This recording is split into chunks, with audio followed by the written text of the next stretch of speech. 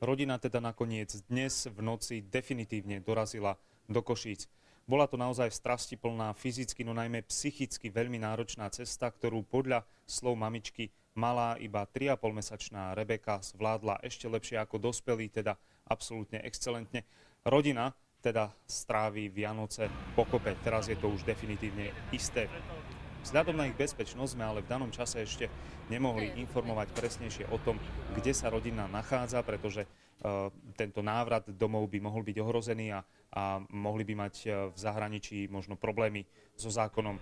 Teraz je to už teda oficiálne. Britské úrady by už v tejto chvíli mali presne vedieť, kde sa rodina nachádza. To ale ešte neznamená, že rodina bude vydaná. My všetky tieto právne aspekty samozrejme rozoberáme a prinesieme vám ich v našom ďalšom spravodajstve. Ja len pripomeniem, že rodina mala asi 15 minút na to, aby sa pobalila aspoň základné veci. Podľa mojich informácií sa dostali na Slovensko s jediným kufrom, kde mali aspoň základné veci pobalené pre malú Rebeku.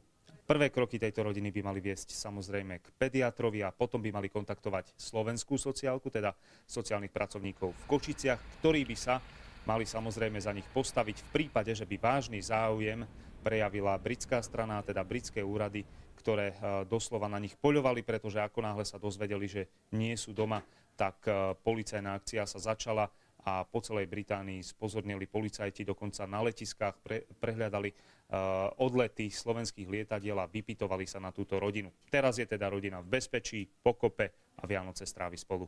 Doslova sme čakali ako poslední kriminálnici. Dúfam teda, že nás nevydajú do Anglicka a že sa nás zastane naša Slovenská republika.